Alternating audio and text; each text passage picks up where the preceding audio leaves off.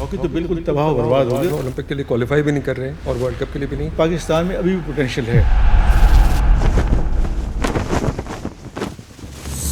Cricket के बाद अगर कोई भी स्पोर्ट्स खेली जा रही है तो हॉकी खेली जा रही है। मैं आपसे इस बात पे ये इख्तिलाफ करूंगा कि पाकिस्तान की जो हॉकी है दूसरे नंबर पे अभी भी अब नहीं रही है। एक ज़माने में तो मैं कहूँगा क्रिकेट से भी ज़्यादा पॉपुलर थी। जो ओलंपियंस हैं जो ऑलमोस्ट 80 से लेके अब तक, वो सारे इसी चक्कर में है कि मैं मैनेजर कोच बन जाऊँ, मुझे कुछ कोई चीज़ छोटी सी कोई चीज़ मिल जाए। ये बड़ी खराबी है इसमें।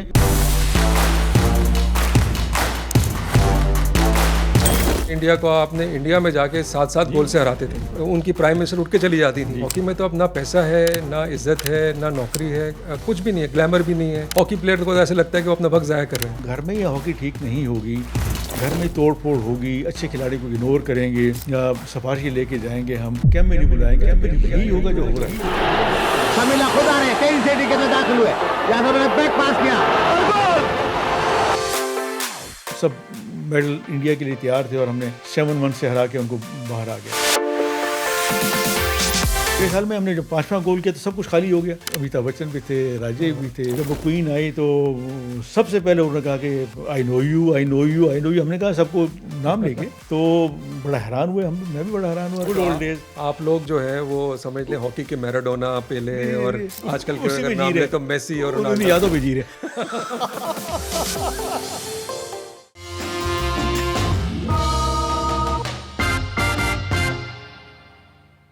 ये कोई ढकी छुपी बात नहीं कि पाकिस्तान में स्पोर्ट्स का बुरा हाल है। हॉकी हो या क्रिकेट, स्क्वॉश हो या फुटबॉल, कहीं से कोई अच्छी खबर बिल्कुल नहीं आ रही।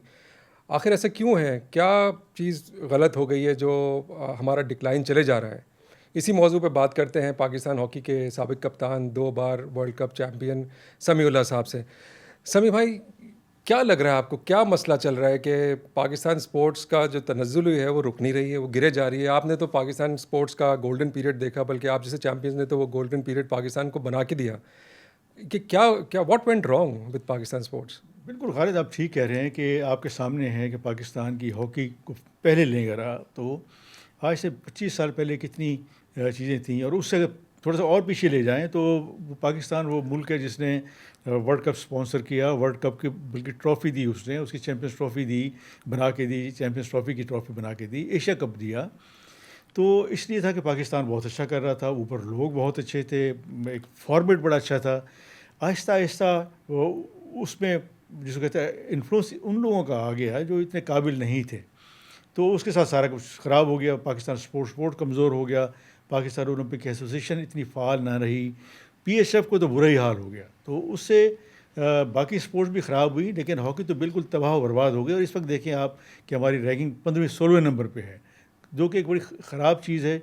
वो पाकिस्तान जिसके पास 4 वर्ल्ड कप हैं, 3 ओलंपिक गेम्स हैं, 9 एशियन गेम्स हैं उनके पास, बहुत सारे जो हम रिकॉर्ड हैं उनके पास, अब वो 15वें-16वें घूम रहा है। तो हमें ये सोचना चाहिए, जो आपकी बात बिल्कुल ठीक है, कि ये जो हॉकी ख़राब हुई, ये क्या वजह हुई? ये इन वजूहात की वजह से हुई। देखिए समी भाई, वजूहात तो ऑब्वियसली बहुत सारी हैं, लेकिन सॉल्यूशंस अब क्या है? लाइक आप किस तरह, क्या 15 नंबर से एक ज़माने में हम, जो बहुत पुरानी बात नहीं है, 20-25 साल पहले तक भी हम वर्ल्ड नंबर 1 पे आ गए थे। हमने आखिरी हमारा वर्ल्ड कप भी 94 में जीता। फिर खैर ओलंपिक्स तो बहुत पुरानी बात हो गई, अब तो हम ओलंपिक के लिए क्वालिफाई भी नहीं कर रहे हैं और वर्ल्ड कप के लिए भी नहीं। तो सॉल्यूशन क्या है? मतलब क्या हॉकी फिर से रिवाइव हो सकती है? क्या हम वर्ल्ड नंबर 1 बन सकते हैं? मुझे तो नहीं लगता कि जो प्लेयर पूल हमारा है और जिस तरह के हमारे सिस्टम्स हैं, हम कैचअप कर सकेंगे अब।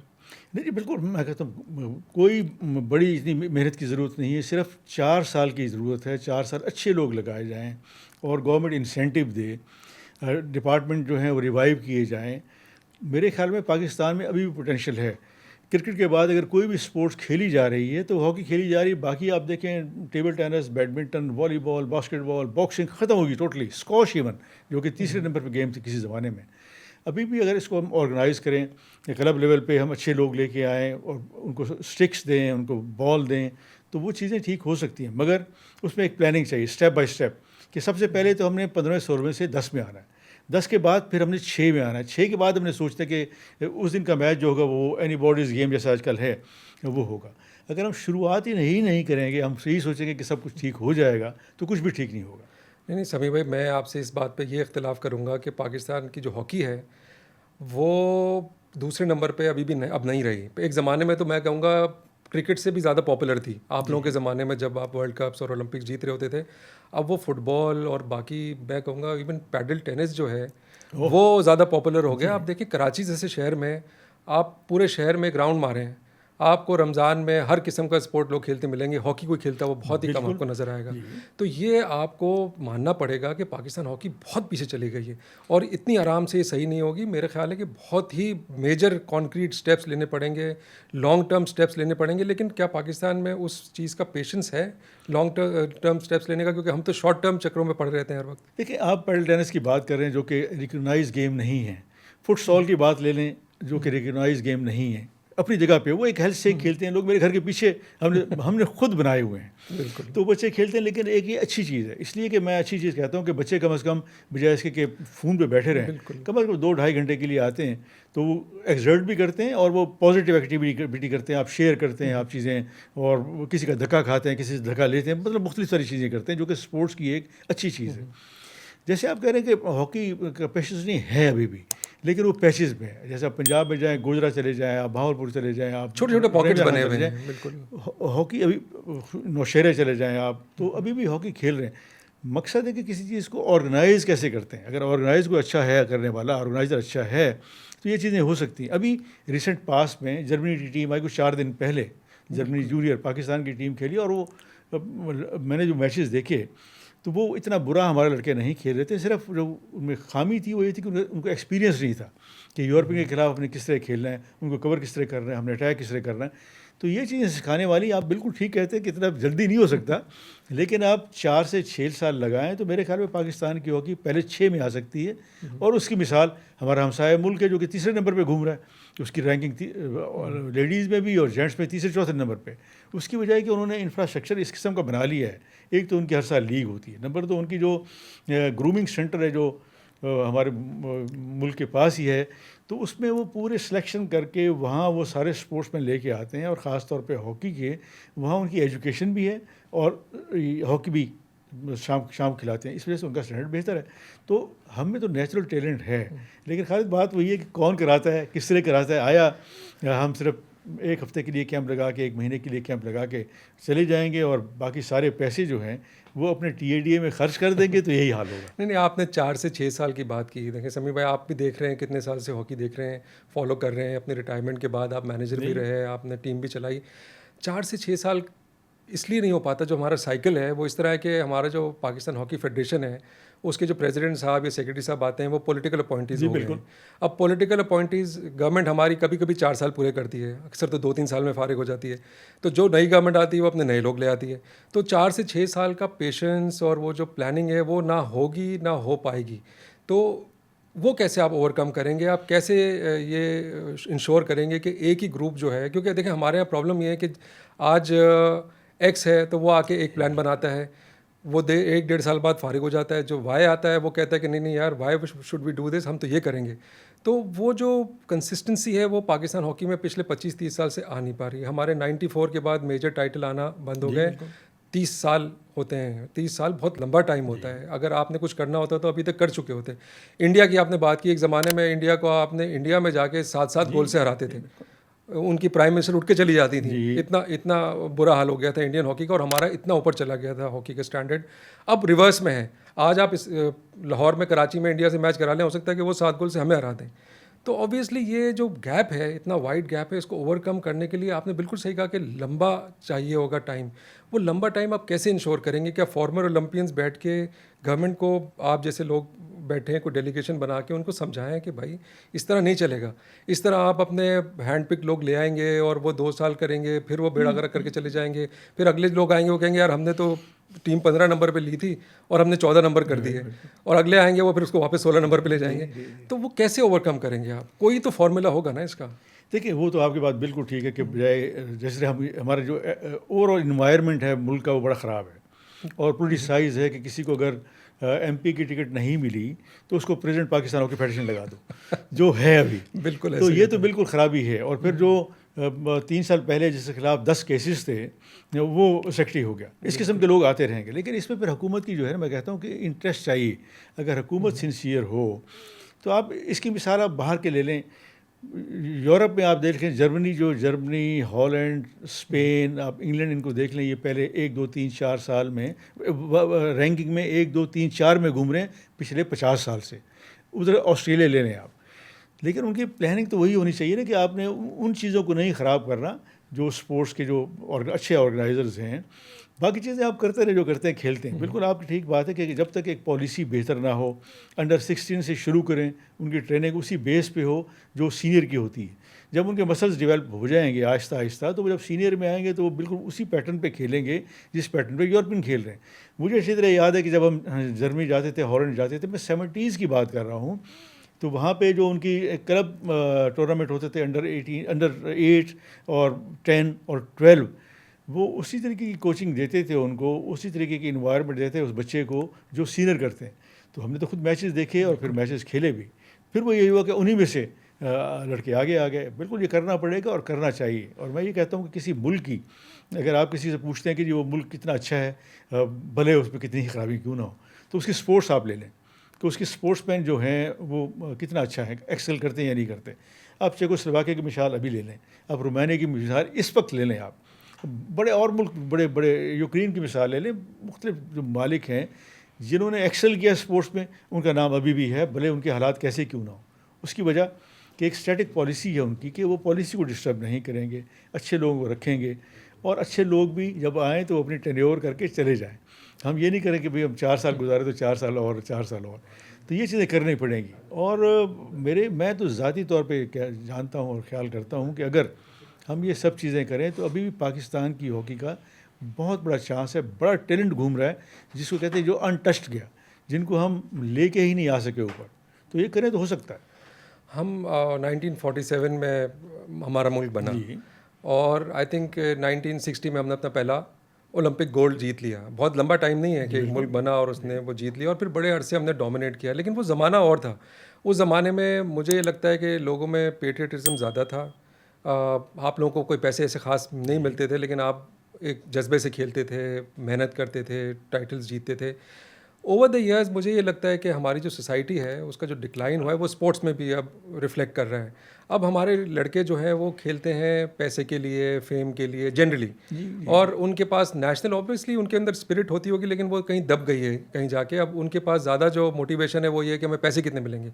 अब प्रॉब्लम हॉकी का ये है कि हॉकी में पहले आप लोगों को कम से कम ये था कि अच्छी नौकरियाँ मिल जाती थी, आप लोगों को वो वाली इज्जत भी मिलती थी जो अब हॉकी प्लेयर को नहीं मिलती। अब हॉकी का कप्तान अगर किसी रेस्टोरेंट में बैठा हो, 99% लोगों को पता भी नहीं होगा कि ये पाकिस्तान हॉकी टीम का कैप्टन है। मुझे पता नहीं होगा। तो अब वो बच्चे को, जैसे अब हम कह रहे हैं कि जैसे हमारा पाकिस्तान की अब 20-25 करोड़ की आबादी है, अब उसमें आई वुड से 15 साल से छोटी उम्र के करोड़ों बच्चे होंगे। ऑब्वियसली टैलेंट तो उनमें होगा। उन बच्चों को अट्रैक्ट कैसे करेंगे हॉकी के लिए? अब वो तो अगर उनको स्पोर्ट्स पर्सन बनना होगा, स्पोर्ट्समैन बनना होगा, तो वो तो क्रिकेट की तरफ जाएंगे या इवन किसी और स्पोर्ट की तरफ चले जाएंगे जहाँ ग्लैमर ज़्यादा है। मैंने अपने बच्चे को हॉकी की तरफ नहीं भेजा। मैंने कहा, हालांकि मैं खुद स्कूल में हॉकी खेलता था, मैंने उसको किसी इंडिविजुअल स्पोर्ट में भेज दिया। तो कैसे आप अट्रैक्टिव बनाएंगे हॉकी को? क्योंकि हॉकी में तो अब ना पैसा है, ना इज्जत है, ना नौकरी है, कुछ भी नहीं है, ग्लैमर भी नहीं है। हॉकी प्लेयर को ऐसे लगता है कि वो अपना वक्त ज़ाया कर रहे हैं। देखिए ना, इस वक्त जो बिल्कुल आपकी बात थी कि कोई चीज़ भी नहीं है इस वक्त। अभी जो पाकिस्तान के खिलाड़ी जो खेल रहे हैं वो सिर्फ इस वजह से खेल रहे हैं कि वो पाकिस्तान टीम का कलर लें और लीग खेलने जाए। बिल्कुल, वो इसलिए नहीं खेल रहे कि पाकिस्तान मोटिवेशन आ गया ना कि पैसे कमा लें, पैसे उसमें, और वो अपनी जगह पे सच्चे भी हैं। जब आप किसी बैंक की आप क्वार्टरली परफॉर्मेंस देखें तो इन बिलियंस है।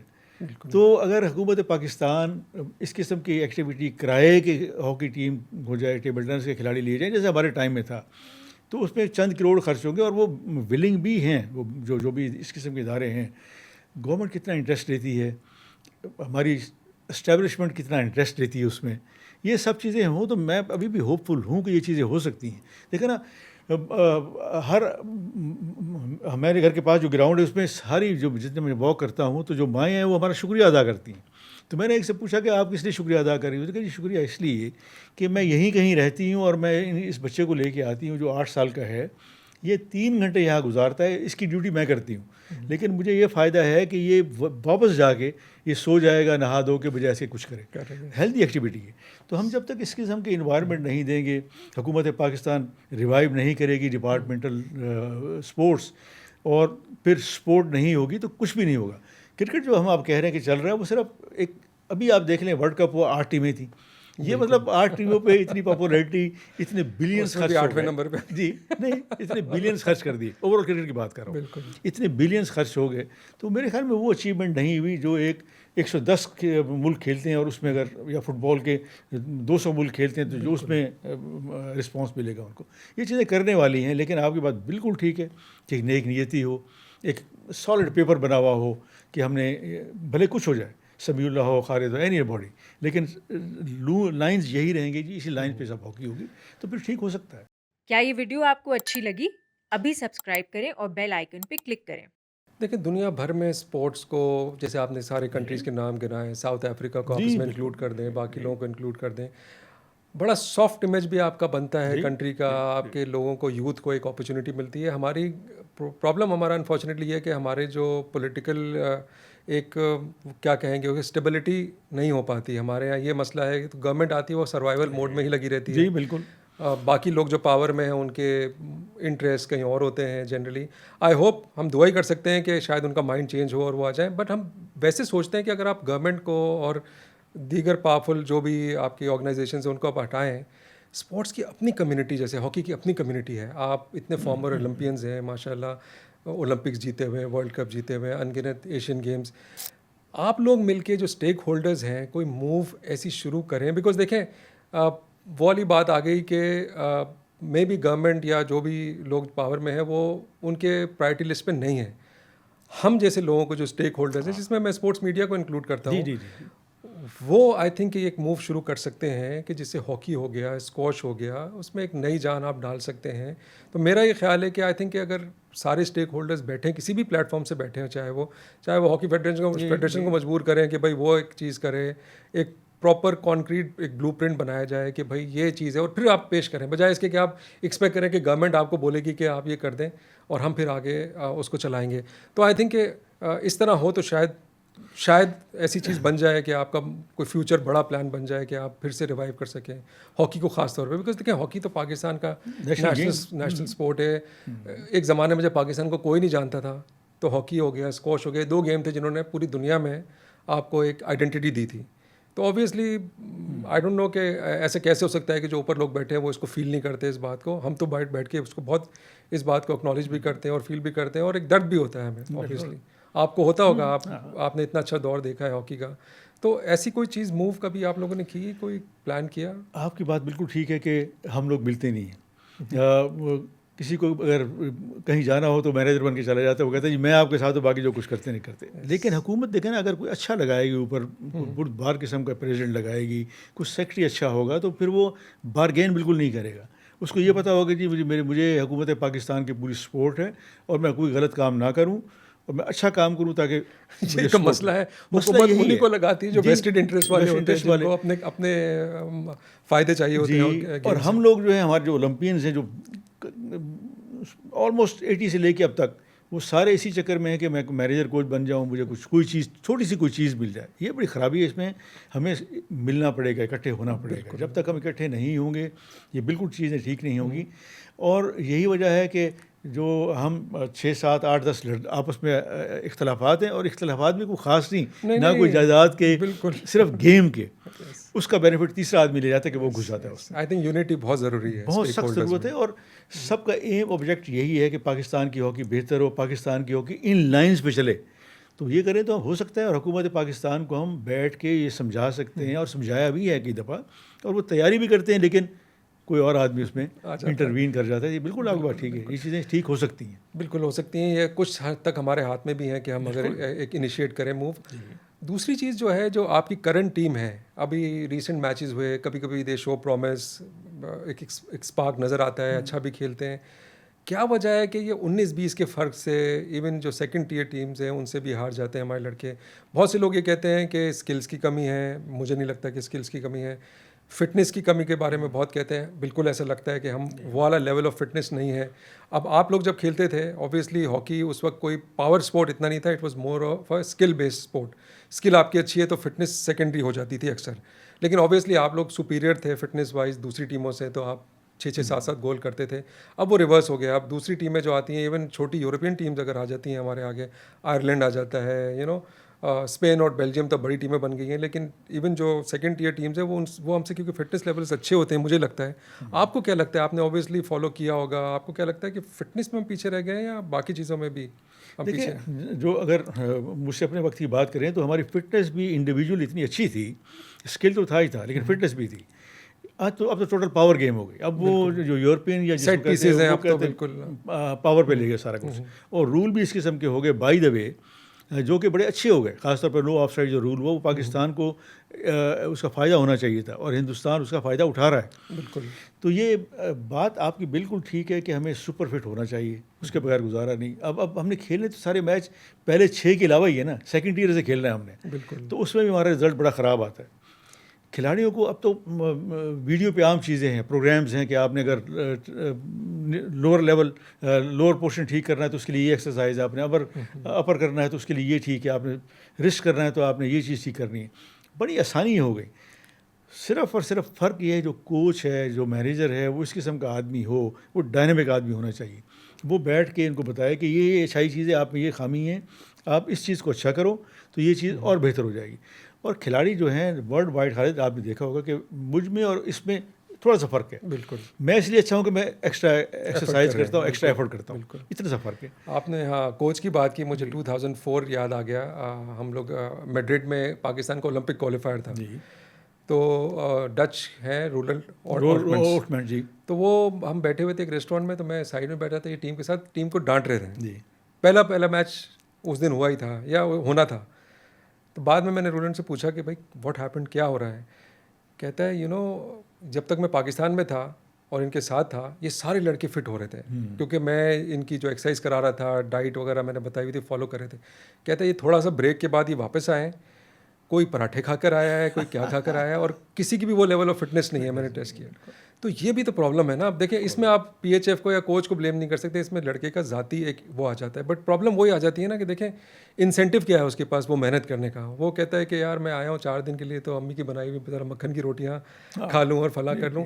वो एक्स्ट्रा मोटिवेशन आपको, मेरे ख्याल है, उनको इंसेंटिव दे के भी देनी पड़ेगी। बाज़ होते हैं जो पर्सनली इतने होते हैं, जैसे सोहेल अब्बास, तो मुझे याद है वो अपनी फिटनेस पे बहुत जान लगाता था। He wasn't a very skilful hockey player, लेकिन उसने अपनी जगह बनाई, कमाल की। आज भी उसका नाम लेते हैं। आप लोगों के बाद अगर किसी का नाम आता है हॉकी के उसमें, तो रिसेंट पास में उसी का आता है, शहबाज के बाद वो आई थिंक वो मोटिवेशन आपको इंसेंटिव बढ़ाना पड़ेगा उनके लिए। अब उनको तनख्वाहें क्या, मतलब उनको टीएडीए भी नहीं मिल रहा होता बेचारा। 30,000 रुपये पे मिलती, कहीं से स्टाइपेंड मिलता है, 50,000 मैक्सिमम है जो वापडा देते हैं उनको, तो इससे कुछ नहीं होता। बिल्कुल आपकी बात में सब इत्तेफाक करता हूँ, ये चीज़ें तो ऑब्वियस हैं आजकल के ज़माने में। लेकिन बेसिक एजुकेशन, अभी आप कोई स्पोर्ट्समैन ले लें, बाकी स्पोर्ट्स का नाम नहीं लेता, हॉकी का नाम लेता हूँ, मैट्रिक से ऊपर है ही नहीं। जबकि हमारे टाइम में सारे ग्रेजुएट थे। हाँ, जब आप एक पढ़ा लिखा होगा तो वो जो कोच एक बात करेगा तो उसको फॉर्म एनालाइज करेगा कि ये जो मुझे कोच कह रहा है, ये कह रहा है, तो इसका फ़ायदा क्या होगा, अगर मैं यूँ कर लूँ तो उसका फ़ायदा ज़्यादा होगा। तो सिर्फ एक एजुकेशन की बात है। नंबर 2 कि जो कोच मैनेजर हों वो इतने वज़न वाले हों, इतना सबसे पहले नॉन कंट्रोवर्शियल हो, फिर उसका इतना अपना वेट हो कि वो जो बताए खिलाड़ी को तो वो खिलाड़ी उस पर अमल करे। ये मैं खुद एक्सपीरियंस कर चुका हूँ। हमने खुद टूर्नामेंट खिलाया इनको। 2004 आखिरी था जो हम इंडियन टूर पे गए, तो मेरा मेन एम्फसाइज यही था उन खिलाड़ियों पे कि सबसे पहले तो हम जो मॉर्निंग जो मीटिंग होती तो उसमें एक खिलाड़ी तकरीर करता था, उसको एक टॉपिक देते थे कि मैं आज अच्छा खेलूँगा। अरे क्या, कोई टॉपिक नहीं है। तो उससे ये होता था कि वो अच्छा खेलने पे जब 10 फिक्रें बोलता था तो 10 फिक्रों में उसमें कॉन्फिडेंस आता था कि मैं तो अगली दफ़ा इससे अच्छा करूँगा।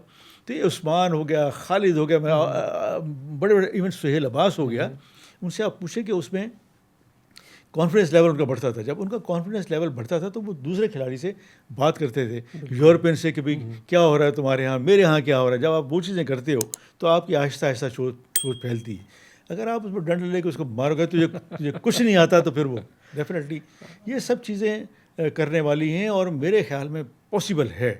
लेकिन जब कह रहे हैं कि छोटे स्पोर्ट्स फ्लरिश कर रहे हैं, वो इसलिए फ्लरिश कर रहे हैं कि ये बड़े स्पोर्ट्स जो है ये हो नहीं रहे। तो अगर हम इस पर करेंगे, कोशिश करेंगे और पैसे सही जगह लगाएंगे तो मेरे ख्याल में चीज़ें हो सकती हैं। और जितने ही बुरे हालात क्यों ना हो, अभी भी लोग स्पोर्ट्स करना चाहते हैं। ऑब्वियसली, बिल्कुल बिल्कुल।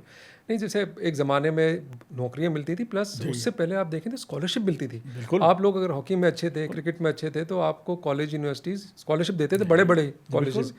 अब वो भी अनफॉर्चुनेटली ज़्यादा नहीं हो रहा। अब आप देखें ना कि पाकिस्तान में स्कॉलरशिप बेस्ड सिस्टम जो है एजुकेशनल इंस्टीट्यूशन में बहुत कम हो गया है। बहुत कम स्कूल्स और कॉलेजेस ऐसे हैं जो अच्छे स्पोर्ट्स पर्सनस को ये ऑनर देते हैं, ये करते हैं। तो आई थिंक ये भी हमें रिवाइव करना पड़ेगा। मसला ये है कि हमें पूरा सिस्टम दोबारा से ओवरहॉल करके जो हम पुरानी अच्छी चीज़ें कर रहे थे वो, और प्लस जो दुनिया अच्छी चीज़ें अब कर रही हैं over the years, obviously evolve कर गए हैं सिस्टम्स, हम उसको कैचअप भी नहीं कर रहे हैं, कोशिश भी नहीं कर रहे हैं, तो वो हमें करना पड़ेगा। तो अभी आपको क्या लगता है कि पाकिस्तान ना वर्ल्ड कप के लिए क्वालिफाई कर रहा है, ना ओलंपिक्स के लिए क्वालिफाई कर रहा है, तो एग्जिस्टिंग देखें, ये तो लॉन्ग टर्म मेजर्स हैं, ये 10-15 साल कम से कम लगेंगे। अगर आज हम शुरू करें ये स्टेप्स लेने तो 10 साल लगेंगे उसके असरात आने में। इंडिया एकदम से वापस से कम बैक नहीं किया, इंडिया 15-20 साल बिल्कुल डाउन रहा। बिल्कुल उन्होंने इतना किया कि 1-2 साल उन्होंने अपनी टीम बाहर भेजनी बंद कर दी कि यार तुम लोग इतना एम्बैरेस करा के आते हो कि पहले यहाँ पे ट्रेनिंग करो और फिर हम भेजेंगे, और इट वर्कड। तो हमें भी आई थिंक कि कुछ इस तरह की चीज़ें सोचनी पड़ेगी। लेकिन अभी क्या लगता है आपको कि अभी जैसे अगले ओलंपिक्स LA में हो रहे हैं, जहाँ आप आखिरी ओलंपिक गोल्ड जीते थे, क्या हम उसके लिए क्वालिफाई कर सकते हैं? अगला वर्ल्ड कप के लिए क्वालिफाई कर सकते हैं? एग्जिस्टिंग हमारे जो कंडीशन सिस्टम और जो हमारे स्ट्रेंथ्स एंड वीकनेसेस हैं उसको रखते हुए आपको लगता है कि हमें पॉसिबिलिटी है ऐसी चीज़ करने की?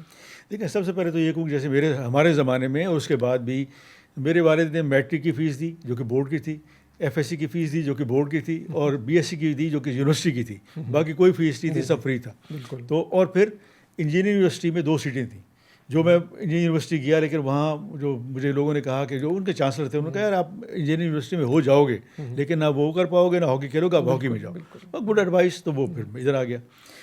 आपकी बात बिल्कुल ठीक है कि दूसरा जो सवाल था आपके, हम क्वालिफाई करने के लिए जब हमारा स्टैंडर्ड ये होगा, पाकिस्तान हॉकी फेडरेशन का माइंडसेट ये होगा कि हमने ओमान से जाके जीतना है और ओमान को अगर हमने टेस्ट सीरीज़ 3-1 से जीत ली तो यहाँ आके बैंड बजाते हैं कि जी हमने ओमान क्या, हम तो लो हैंगिंग फ्रूट भी नहीं टारगेट कर रहे हैं, हम तो वो फ्रूट टारगेट कर रहे हैं जो पहले नीचे गिर गए।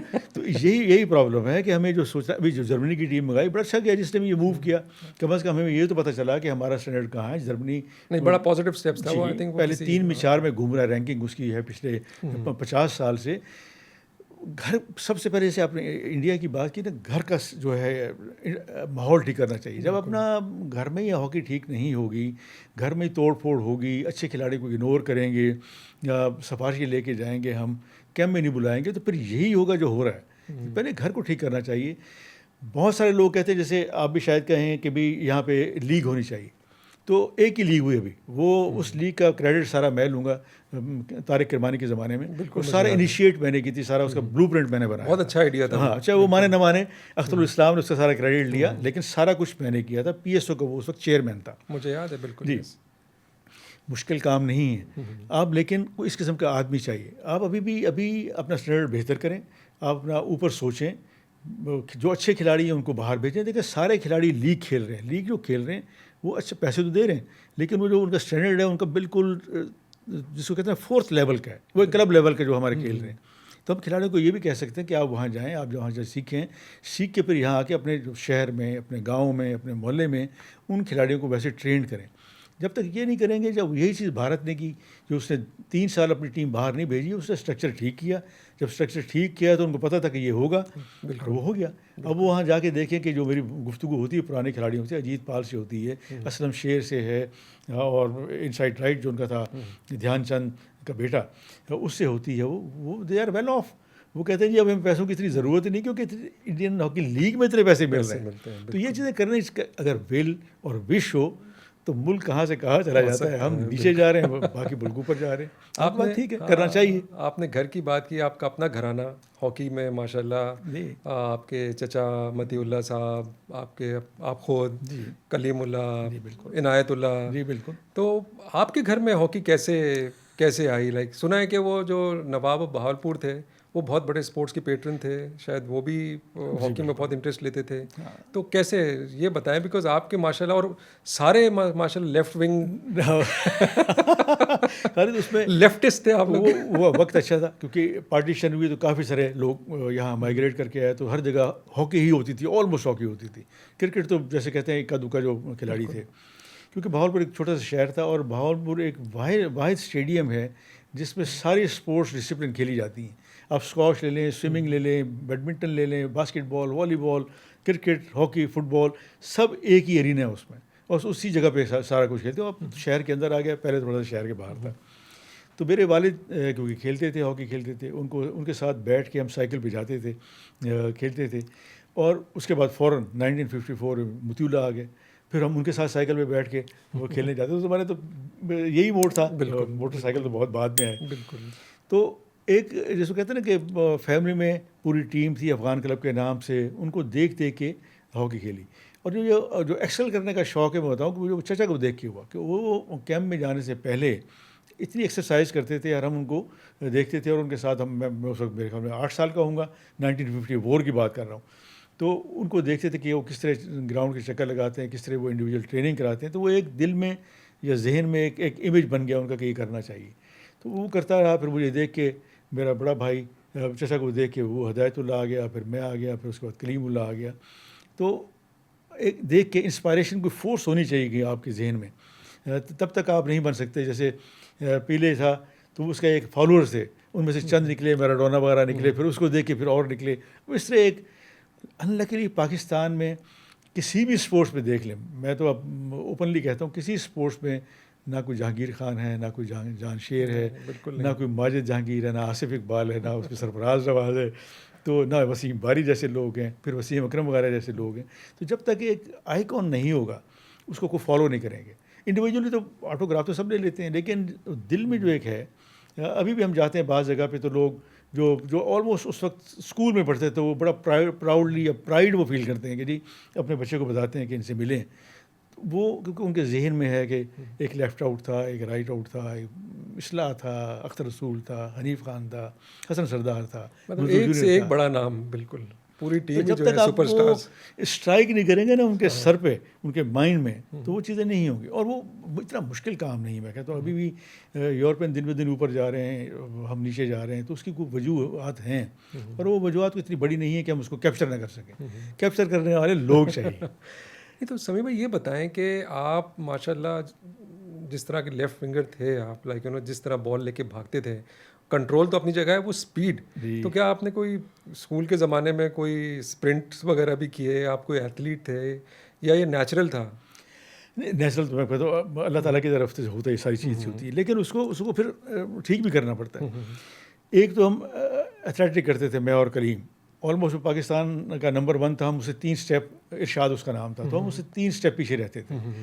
फिर सोचते भी रहते थे, थॉट प्रोसेस ये था। और मैं अपनी तारीफ़ करता हूँ, अब आजकल करता हूँ ख़ास तौर पे। नहीं बिल्कुल, मुझसे पहले आप तो डिज़र्व करते हैं, आप कर सकते हैं। खालिद मुझसे पहले आपके बड़े कहते होंगे ये सब चीज़ें राइट से मूव होती है, लेफ्ट से गोल होता है। मैंने, शहनाज ने और हनीफ ने वो चीज़ चेंज की। हमने आके ऑलमोस्ट 70 से लेके 73 से लेके हमने रिवर्स कर दी कि हम सब चीज़ें वो करते थे और राइट से गोल करते थे। इस वक्त हसन सरदार को, मजदूर जीनर को अगर आप एनालाइज करें, आजकल वीडियो क्लिप्स भी आ रहे हैं, उसमें देखते हैं कि हमने जो मैंने पास दिए, जो शहनाज ने पास दिए, तो राइट एंड और सेंटर फॉरवर्ड ने आमतौर पर गोल की। उसके लिए इंडिविजुअल ट्रेनिंग करनी की हमने, शॉर्ट स्प्रिंट लगाए, लंबी स्प्रिंट लगाई, स्पीड विद द बॉल बढ़ाई। तो ये इतना मुश्किल नहीं, सिर्फ 2-3 महीने एक आदत बनाई और इंडिविजुअल ट्रेनिंग की, तो वो एक हैबिट हो गई।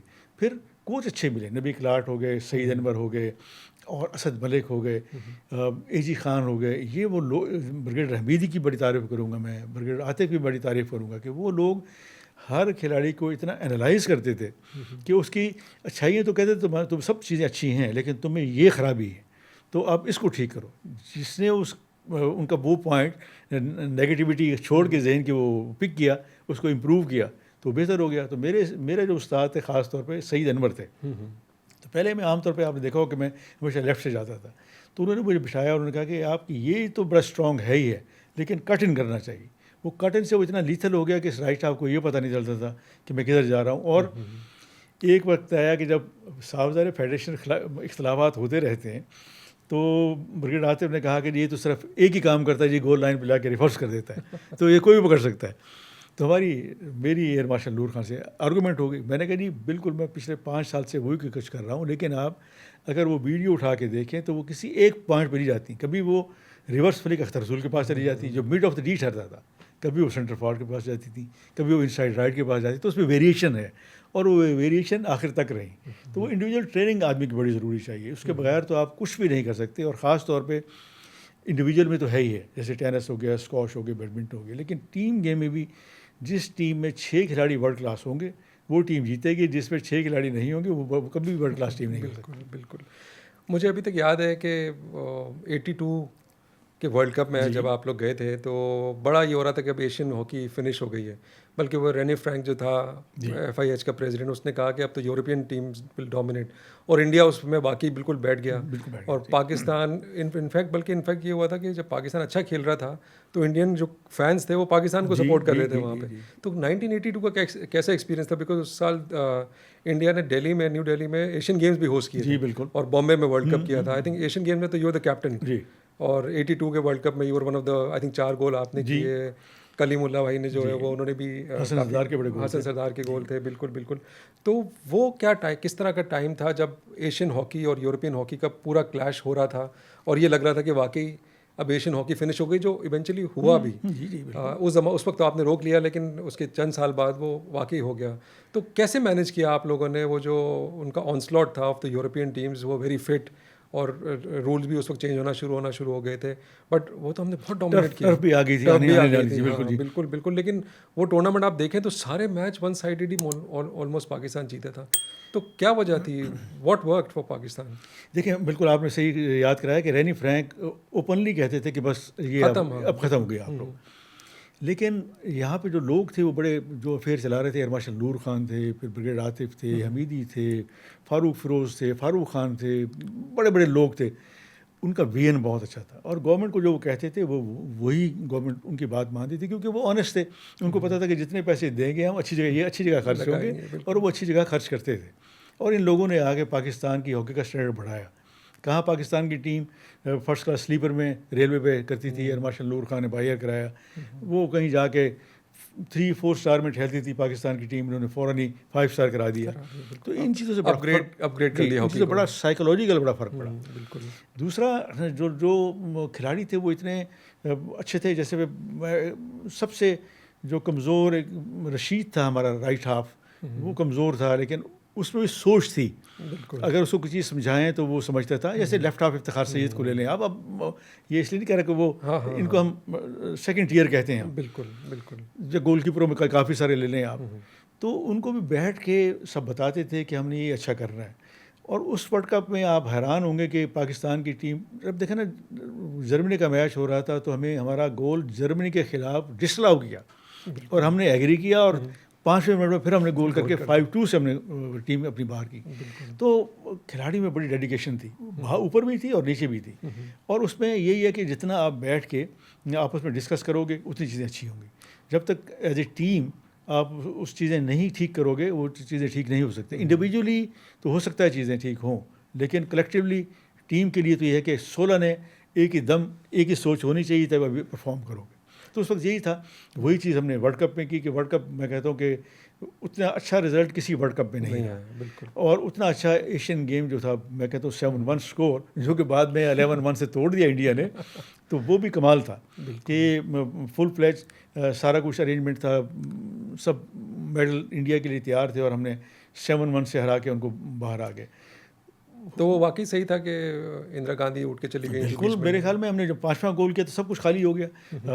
उसमें हमारे अमिताभ बच्चन भी थे, राजीव भी थे, बहुत सारे थे, और सिर्फ पाकिस्तानी रह गए थे जो वहाँ स्पेक्टेटर आए थे, या जो हमारा मेडल किसने दिए फिर? जो मेडल पे वो सदर थे, नायब सदर थे, उन्होंने दिए थे। बेसिकली तो प्राइम मिनिस्टर ने देने थे। वो आई इसीलिए थी कि जी उनको श्योर शॉट था कि सब हम जीतेंगे। लेकिन मेरा ये ख्याल था खालिद कि पिछले, अगर उन्होंने एनालाइज ठीक नहीं किया, जो हमें बाद में होता था कि पिछले 80 से लेके अगर 82 तक लें तो हमने अगर 15 मैच खेले होंगे तो 10 हमने उनको हराए, और हम 3 हारे और 2 ड्रॉ रहे। तो उन्होंने एनालाइज नहीं किया, उन्होंने कहा सब कुछ ठीक हो जाएगा। वो उनकी वही ऑप्टिमिज्म था जो हमारा था कि हम चैंपियंस ट्रॉफी में क्रिकेट में जीत जाएंगे। बिल्कुल जी, बिल्कुल। हालांकि पीछे नजर आ रहा था कि क्या होगा। इस क्रिकेट में तो बड़ा अफसोस हुआ कि जो इतनी अच्छी टीम हो, कि टीम बुरी नहीं थी, सिर्फ मैं कहता हूँ कि उन खिलाड़ियों का जो लेवल था, मेंटल लेवल, वो इतना बेहतर नहीं था। एक होता है ना कि टीम जीतने के लिए आती है, और जैसे आप ऑस्ट्रेलिया और इंडिया का मैच देखें तो दिल खुश हो गया मैच देख के कि दोनों टीमें कितना अच्छा खेली। तो खेल के हारना बड़ी अच्छी बात है, ना खेल के हारना वो बड़ी अजीब सी बात है। अच्छा, तो हमारे स्पोर्ट्स में ये बड़ी चीज़ें हो रही बिल्कुल हैं। बिल्कुल। मैंने थोड़ा सा एक ज़माने में रिसर्च की थी काफ़ी पाकिस्तान हॉकी पे, जनरली हॉकी पे, और मैं जिस कंक्लूजन में पहुंचा था, ऑब्वियसली मैं चाहूँगा कि आप उस पर ज़रा कमेंट करें कि वो जो आपका ज़माना था ना 70s का 80s का, उससे पहले भी हम लोग आई वुड से 15 से 20 साल आगे थे against all opposition including the Europeans. हमारी जो सोच थी, हमारे ये जो मार्शल नूर खान थे, ब्रिगेड हमीदी वगैरह, फिर आप प्लेयर्स वगैरह सारे, उनकी जो सोच थी वो वाकई अहेड थी। हम जाके हाई एल्टीट्यूड ट्रेनिंग कर रहे होते जब कोई और नहीं कर रहा होता था, नोइंग कि हम किस वेन्यू पे खेल रहे हैं, ये चीज़ें उस पर कोई नहीं कर रहा होता था। हम फिटनेस पे जितनी तवज्जो देते थे कोई नहीं कर रहा होता था। हम फॉर्मेशंस पे, आप 78 के वर्ल्ड कप में जैसे कहा जाता है कि जो अर्जेंटीनियन फुटबॉल कोच थे वो आके हमारे अपना मैनेजर साहब से पूछ रहे होते थे कि यार ये फॉर्मेशन, वो जो फुल फॉरवर्ड अटैक वाला था, ऑन रिकॉर्ड है। हाँ ऑन रिकॉर्ड है बिल्कुल। तो मुझे ये लगता है कि हम 20 साल आगे थे। अब ये हुआ है कि हम 20 साल पीछे रह गए हैं, दूसरी टीमें बहुत आगे चली गई, हम वहीं अटके हुए हैं पुराने ज़माने में। तो do you think it was right कि हम लोग उस ज़माने में हमारी सोच, हमारी जो अप्रोच थी टुवर्ड्स द गेम, वो दूसरों से बहुत बेहतर और बहुत आगे की थी, इसलिए हम इतने जीतते भी थे इतना कंसिस्टेंटली? बिल्कुल थी।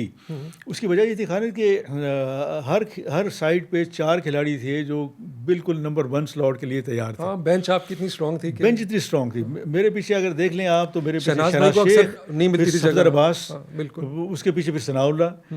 तो मुझे ये खतरा रहता था किसी दिन ख़राब खेला तो कोई आ जाएगा। अब इस्लाह की और कलीम की मिसाल देख लें कि इस्लाह थोड़ा सा हल्का और कलीम ने फ़ौरन कैप्चर कर ली। और दुनिया की किसी टीम में भी वो जाके टॉप पे जाके खेल सकते थे। तो यही चीज़ है ना, जब इस किस्म का कंपटीशन नहीं होगा, जब मुझे पता होगा कि मैंने 10 साल खेले और मेरे पीछे कोई नहीं, तो फिर मैं अच्छा भी परफॉर्म करूँगा, मैं ख़राब भी परफॉर्म करूँगा। मुझे ये पता हो कि मेरे पीछे लड़का और लगा हुआ है, उसके लिए फिर ये एक स्ट्रेटजी बनानी पड़ती है कि आपको किस तरह टीयर वाइज आगे जाना पड़ता है। हमारे ज़माने में ऑलमोस्ट 94 तक ये रहा कि अंडर 18 शुरू होता था, फिर वाइट बनती थी, फिर और सीनियर टीम बनती थी, और अंडर 18 का एक टूर्नामेंट होता था पूरे पाकिस्तान में, और एक यूथ प्रोग्राम था जो पाकिस्तान स्पोर्ट्स बोर्ड कराते थे, जो सिंध का, बलूचिस्तान का, पंजाब का और केबीकी का। तो जब इन सब के मैचेस होते तो फिर एक पाकिस्तान स्पोर्ट्स बोर्ड की टीम बनती थी जो बाहर जाती थी, वो ऑलमोस्ट अंडर 18 होती, जिसमें मैं भी गया 1970 में। वेस्ट पाकिस्तान यूथ के नाम से हमने श्रीलंका किया। श्रीलंका गए थे बिल्कुल। तो आपने पहले मैच में गोल भी कर दिया, गोल भी किया जी, बिल्कुल बिल्कुल ठीक बात। तो उसकी वजह ये थी कि विद इन पाकिस्तान सिस्टम इतना अच्छा था कि जो बेस्ट ऑफ द बेस्ट होगा, और मेरा ये ईमान है कि जो अच्छा खिलाड़ी होगा या जो किसी भी महकमे में अच्छा आदमी होगा, वो कोई इग्नोर नहीं कर सकता। अल्लाह ताला उसको मौका देता हुआ आगे जाता है। तो हमने फिर यही किया कि हमने एक नंबर 1 को छोड़ के हमने नंबर 5वें को आगे लेके आए। जब नंबर 5वां आगे आएगा तो फिर यही हाल होगा जो पाकिस्तान का हॉकी का हुआ। मेरिट अगर आप नहीं मेरिट बड़ा करेंगे ज़रूरी तो ये प्रॉब्लम्स तो आएंगी, बिल्कुल बिल्कुल। तो आप ने इतना लंबा करियर माशाल्लाह गुजारा, बड़े टाइटल जीते, आपको अपना सबसे करियर का मोस्ट चेरिश्ड टाइटल या मोमेंट कौन सा लगता है? देखिए, टाइटल है तो वो शाहज़ार एशियन गेम्स जो दिल्ली में था, लेकिन ओवरऑल अगर देखें तो जो एसेंडा था वो बड़ा ज़बरदस्त था। 1979 की मुझे याद है कि one of the best tournament जो पाकिस्तान की टीम खेली, वो उसी पैटर्न पे खेली जिस तरह 78 में खेली, और टफ थी उस टाइम, और जिस तरह वो 82 का वर्ल्ड कप खेली, तो वो मेरे लिए बड़ा बेहतर था। और उसमें मैं ये कहूँगा कि उसमें मुनव्वर जमा की कंट्रीब्यूशन, मजरूल हसन की कंट्रीब्यूशन जो पिलर थे, फिर अख्तर रसूल की डिस्ट्रीब्यूशन, या फिर आप इनसाइड राइट देख लें, इनसाइड लेफ़्ट देख लें, सेंटर फॉरवर्ड देख लें, तो वो खिलाड़ियों का जो बैच कह लें या बंच कह लें, वो इतना अच्छा था कि और मेंटल इक्वेशन, जब तक स्पोर्ट्स किसी भी मेंटल इक्वेशन ना हो आपकी साथ वाले में, तो वो आप आगे जा ही नहीं सकते। इतनी अंडरस्टैंडिंग हो कि मैंने अगर एक स्टेप आगे लेना तो इसका मकसद है कि आगे मैंने नहीं जाना, मैंने गेंद पीछे फेंक लेनी है। जब इस किस्म की होगी तो तभी चीज़ें ठीक होगी, और वो खिलाड़ी हमें चाहिए, और खिलाड़ी हैं, फिर मैं वही कहूँगा खिलाड़ी हैं, सिर्फ ट्रेनिंग की कमी, साइकोलॉजिकल ट्रेनिंग की और फिज़िकल ट्रेनिंग की कमी। अगर हम दो चीज़ें कर लें और 2 साल हम अगर किसी एक खिलाड़ी को लेके इस काम पे ले जाएं, तो अगर और 50 खिलाड़ी हों तो उनमें से 15-20 सेलेक्ट करना कोई मुश्किल बात नहीं है। हमारे पास आपसे पहले इसला भाई भी आए थे और उन्होंने बड़े हमें किस्से सुनाए, बड़े रंगीन किस्से भी सुनाए, हेमा मालिनी के किस्से भी सुनाए, और भी आप भी हमें कुछ बताएं ना कि कैसे आपका कोई ना कोई यंगर डेज में समथिंग कलरफुल देखें इंडिया उस वक्त हर साल पाकिस्तान टीम इंडिया जाती थी, जैसे लाल ने बताया कि हेमा मालिनी हो गए और बाकी एक्टर दिलीप कुमार ख़ास तौर पे, वो हर एक को इनवाइट करते थे और बड़े प्यार मोहब्बत से बातचीत करते थे। तो मुझे अच्छी तरह याद है कि उनको हर की परफॉर्मेंस याद थी। जब एक उनका घर दावत हुई तो अपनी बेगम को बिठाया, सारा बानो को बिठाया इस तरफ, और राइट पे कलीम को बिठाया और मुझे लेफ्ट पे बिठाया। तो मुझे कहने लगे ये तुम्हारी भाभी है और मैंने इसलिए तुम दोनों भाइयों को बिठाया। तो ये इस किस्म के रौनकें थी। और यहाँ की बात नहीं, आप अर्जेंटीना की बात ले लें, जो मेयर था वो ख़ास तौर पर इंडिविजुअली उसने मुझे भी बुलाया, उसने शहनाज को भी बुलाया। नाम तो उनको आते नहीं थे, where is number 11, where is number 9, where is number 3, इस किस्म की। तो ये चीज़ें बड़ी रिस्पेक्ट थी, ख़ास तौर विद इन पाकिस्तान में बड़ी रिस्पेक्ट थी। हमने फिल्म इंडस्ट्री में जब हम जाते थे यहाँ पाकिस्तान के, तो ये सारे जितने मोहम्मद अली साहब हो गए, नदीम हो गए और वहीद मुराद हो गए, वो ख़वातीन हो गई, ये बिल्कुल उनके भी नाम लेना शबनम हो गई, बाबरा शरीफ हो गई, और ये लोग भी वाकई इस तरह मिलते थे जैसे वाकई हीरो आ गए। तो ये चीज़ें थी परफॉर्मेंस से, और वो बाय नेम जानते थे और वो प्राइड फील करते थे हमें बुला के। तो ये चीज़ें हो सकती हैं। मैं कहता हूँ कि जब हम एक दफ़ा हॉलैंड गए तो वहाँ जो क्वीन थी, हमें तो पता नहीं था कि जब वो क्वीन आई तो सबसे पहले उन्होंने कहा कि I know you, I know you, I know you. हमने कहा सबको नाम लेके, तो बड़ा हैरान हुए हम, मैं भी बड़ा हैरान हुआ। तो थोड़ी देर बाद उसने मेरी हॉकी पकड़ी और खेलना शुरू कर दिया कि I used to play hockey. तो इतना शौक था और इतना उनके कंसर्न थे वो हॉकी के बारे में। तो ये खैर उस ज़माने में गुड तो ओल्ड डेज। आप लोग जो है वो समझ लें हॉकी के मैराडोना, पेले और आजकल के उसी में अगर जी नाम रहे, ले तो मेसी और उन्हीं रोनाल्डो। यादों में जी रहे। मेरी बीवी कभी कभी हंसती है जब हम जाते हैं कहीं पे, तो कोई पहचानता है और फिर वो जब किस्से सुनाता है। मुझे अच्छी तरह याद है कि मैं भूल गया वो किस्सा कि एक ये 82 का वर्ल्ड कप हो रहा था, जर्मनी के खिलाफ मैच था, और वही जो डिसलाउ किया था मैच, अख्तर रसूल कप्तान था। तो अख्तर रसूल भाग के गया अंपायर सर्वितो के पास लड़ने के लिए। तो मैंने उसको कहा यार क्यों लड़ते हो, अभी देखो हम गोल कर लेते हैं। So much confident.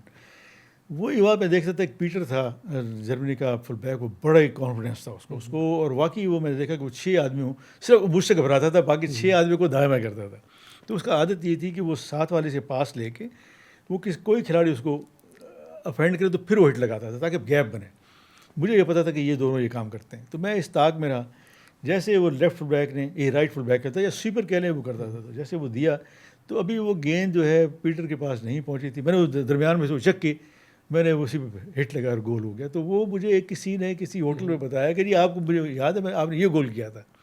तो ये चीज़ें जो है याद रहती हैं। और बिल्कुल मैं कहता हूँ कि हमने बड़ा इन्जॉय किया, इज़्ज़त भी इन्जॉय की, वेल्थ भी इन्जॉय कर रहे हैं। और पाकिस्तान का जितना भी शुक्रिया अदा करना चाहिए, पाकिस्तान बनाने वालों का जितना भी शुक्रिया अदा कर रहे चाहिए कम है। और मैं नौजवानों को तो यही कहता हूँ कि जब तक ये पाकिस्तान है हम सब हैं, बाकी तो सब नारा मारते रहते हैं पॉलिटिकल लोग जो हैं। मैं ये कहता हूँ कि इस कोई भी मुल्क, जब तक आपके पास मुल्क नहीं है तो आप कुछ भी नहीं। आप अफ़गानिस्तान की मिसाल देख लें, पूरी दुनिया में अफ़गानी घूम रहे हैं, जब हम बाहर जाते हैं तो बेचारे बिल्कुल ज़लील ख्वार हो रहे हैं, हमारे भाई हैं वो। तो अपने अभी आप यूक्रेन का हाल देख लें, यूक्रेन का हाल देख लें, अब इससे पहले फ़लस्तीन का हाल आप देख लें। बड़े मुल्क किस तरह हुए जो दरबदर हुए, जिसके दरबदर हुए और आइडेंटिटी ख़त्म हुई, तो फिर वो आप कहीं के नहीं रहे। तो इस मुल्क का ख्याल करना चाहिए, ऊपर वालों को ख्याल करना चाहिए, फिर हम लोगों को ख्याल करना चाहिए। और बिल्कुल हम इस आसरे में बैठे रहते हैं कि सबसे ऊपर वाला ही बस ख्याल कर ले, हम खुद ना कुछ करें। बिल्कुल नहीं, पहले अपना घर साफ करें, बिल्कुल अपना घर का गंद डब्बे में डालें। अगर घर का गंद आप बाहर फेंकेंगे, सड़क पे फेंकेंगे, तो वो फैलेगा। बिल्कुल हमने बहुत सारी बात की। एक एडवाइस जो आप पाकिस्तानी यूथ को, specially anybody wants to become a hockey player, Pakistan को रिप्रेजेंट करना चाह रहा है, उसके लिए कोई एक एडवाइस आप देना चाहें? सबसे पहले तो पढ़ाई, कि जब तक आप पढ़ेंगे नहीं आप चीज़ें एनालाइज नहीं कर सकेंगे। और फिर जिस चीज़ में आप घुसें, कोई भी घुसें, in the slang word, involve हों, तो फिर पूरी डेडिकेशन के साथ आप जाएं, चाहे वो पाकिस्तान टीम में आए या ना आए, लेकिन आप एक अचीव करें वो चीज़। लेकिन हमारी यही पाकिस्तानी डॉक्टर्स, यही पाकिस्तानी इंजीनियर्स पूरी दुनिया में एक्सेल कर रहे हैं। वो ऐसे नहीं कर रहे, उनका एक फोकस है, एक उनका एम है, ऑब्जेक्ट है, तो आप उसकी तैयारी करके जाएं तो मेरे ख्याल में बड़े चांसेस हैं। और अभी इस वक्त तो दुनिया बड़ी है कि आप अब बहुत खुल गई दुनिया, बड़ी चीज़ें अपॉर्चुनिटीज भरी पड़ी हैं आपके पास। आप कोई थीसिस लिखना चाहें तो आधा थीसिस आप पेश कर लें एआई से लगा से लगा लें। तो आप उसको उसमें उसमें लेकिन दिमाग भी इस्तेमाल सही, करें। बिल्कुल सही आप अगर कंप्यूटर पे ठीक है तो मेंटली भी उस स्टैंड पे होना चाहिए, चाहिए। यही वजह की चीज़ें बहुत ऊपर जा रही हैं। जैसे हम बैठे हैं तो 2 साल के बाद ये चीज़ें नहीं होंगी, कुछ और होगा। तो उसके लिए तैयारी करें और अल्लाह को याद करें, तो मेरे ख्याल में सब चीज़ें ठीक नहीं, होंगी। आई होप कि हमारा यूथ आपकी एडवाइस ले और इंशाल्लाह हमारी हॉकी क्या हमारा मुल्क भी आगे बढ़े। थैंक यू वेरी मच समी भाई, फिर इंशाल्लाह आपका भी शुक्रिया और इंशाल्लाह आता रहूँगा मैं। मुझे भाई लव देश के भाई हमें कुछ ना कुछ अपने बच्चों को कन्वे करना चाहिए और अच्छी चीज़ कन्वे करनी चाहिए। बहुत थैंक यू, शुक्रिया, थैंक बहुत यू। शुक्रिया।